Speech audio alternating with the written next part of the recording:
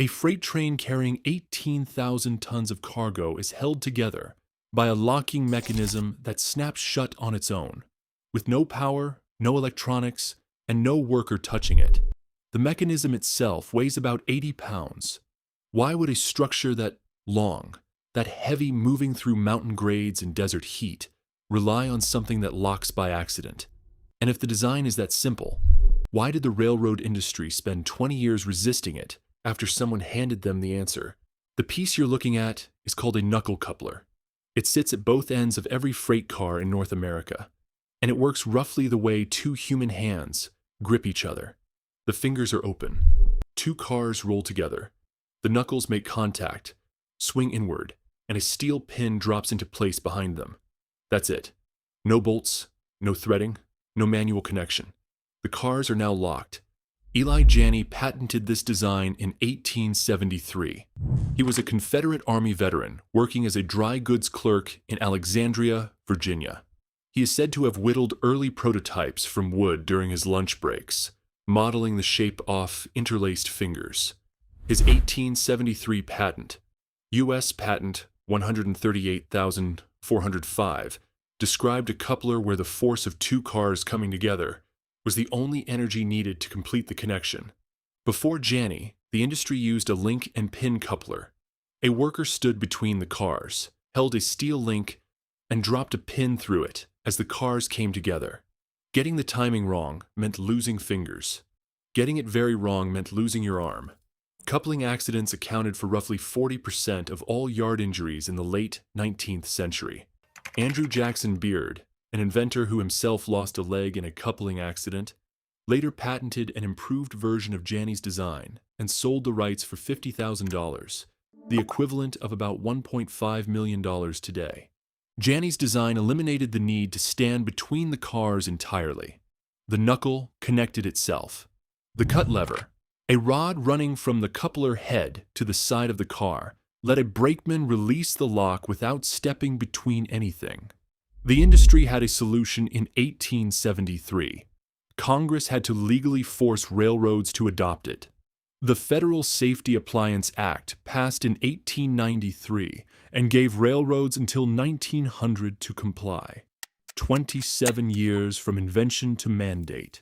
The mechanical answer is clean. The coupler locks itself, releases safely, and works across every car in North America because every manufacturer standardized on the same contour after Janney's patent holders waived their exclusive claim to the shape in 1888. But the locking mechanism is only the beginning of what a coupler actually has to do. Locking two cars together is the easy part. The hard part is everything that happens after the train starts moving. Picture a locomotive pulling 100 freight cars. The engine generates what railroaders call tractive force, the raw pull needed to move the train. A modern AC traction locomotive produces roughly 180,000 pounds of pulling force at low speeds. That force doesn't reach every car at once. It travels down the train car by car, through each coupler in sequence. Here's where it gets complicated. Every coupler in a coupled pair has a small amount of free play built into it. The knuckle doesn't grip with zero gap. It can't, because a train has to bend around curves. If every connection were perfectly rigid, the train would fight itself on any curve tighter than a straight line. So each pair of couplers has a small amount of movement, a few inches of give, before the load transfers. On a 100-car train, that slack adds up. Each connection contributes roughly 1 inch of free play. Total slack across the train can reach 100 feet. 100 feet of free movement, built into a structure that is supposed to hold together under enormous force. Slack action is what railroaders call the effect of this free play moving through the train. When a locomotive accelerates, it takes up that slack from the front. Each car jerks forward in sequence, like a chain being pulled taut, one link at a time. When a train brakes, the opposite happens. The cars at the back keep moving and compress into the cars ahead.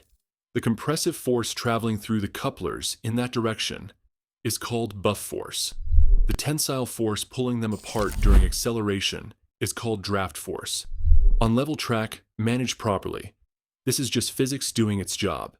On a grade, with a loaded train, It is the thing that kills equipment, and in bad cases, derails trains. The knuckle coupler is the visible piece. The draft gear is the one doing the actual work. Draft gear sits behind the coupler head, inside the frame of the car, in a pocket called the draft pocket. It is a stack of components, springs, friction shoes, wear plates, and in modern versions hydraulic elements designed to absorb the energy that would otherwise pass as a sharp shock through the car structure. Think of it as the shock absorber for the entire train, but instead of handling bumps in a road, it handles the repeated compression and extension of thousands of tons of steel moving at different velocities within the same train. The earliest draft gear used simple coil springs.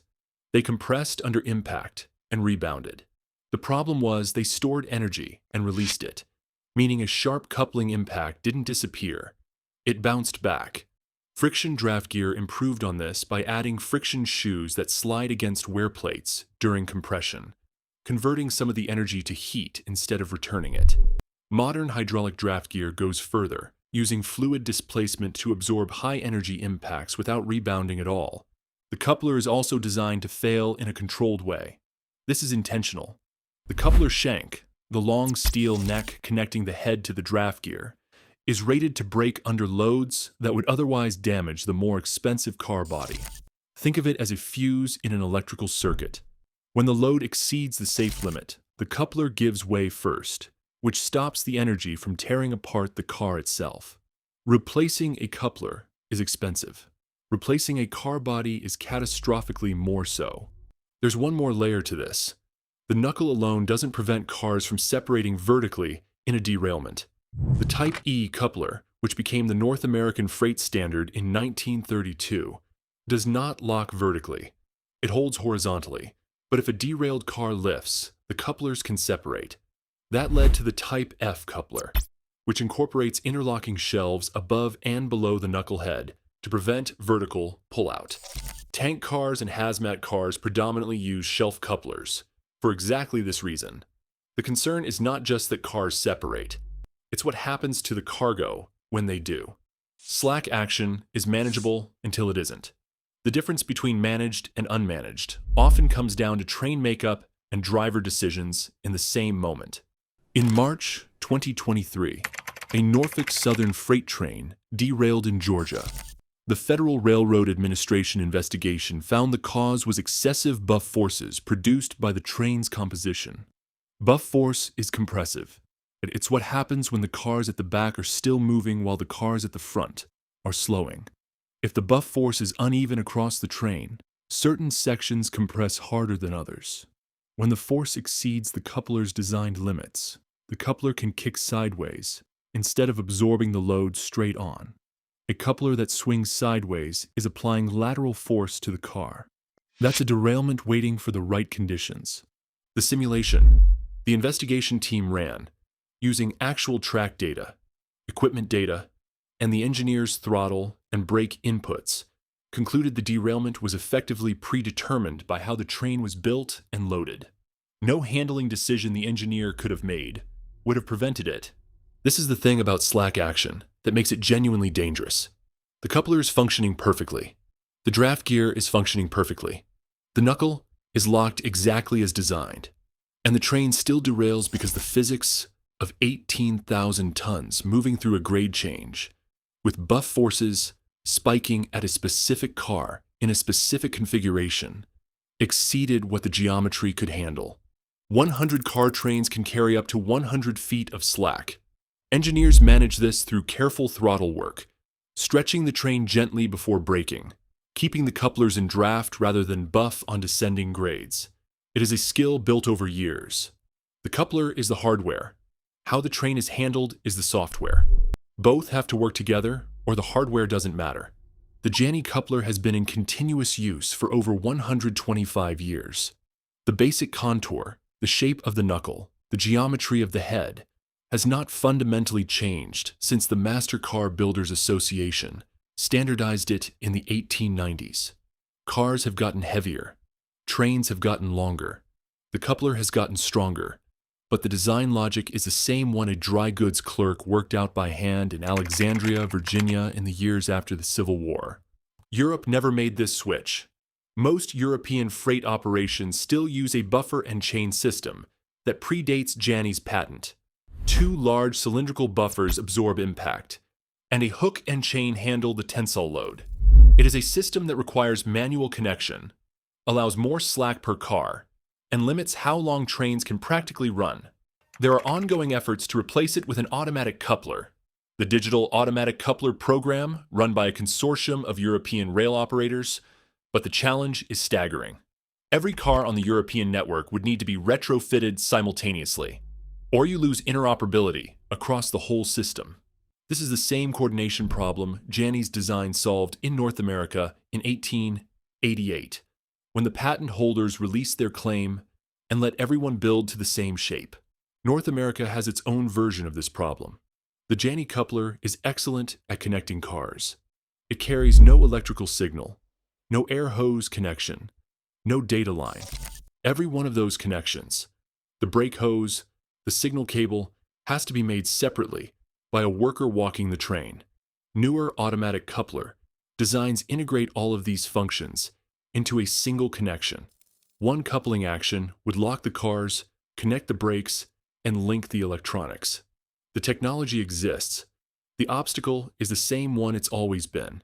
Every car in service, roughly 1.6 million freight cars in North America, would have to be converted at the same time to maintain the ability to interchange equipment across different railroads. The coupler sitting at the end of a freight car right now is the product of a man whittling wood shapes during his lunch break, a congressional mandate that took 27 years to arrive, and an industry that has not found a way to coordinate a replacement in the 125 years since. The next time a freight train rolls past, count the cars. Every connection between them is a variation on the same locked handshake, holding together one of the heaviest moving objects on the planet, one 80-pound knuckle at a time.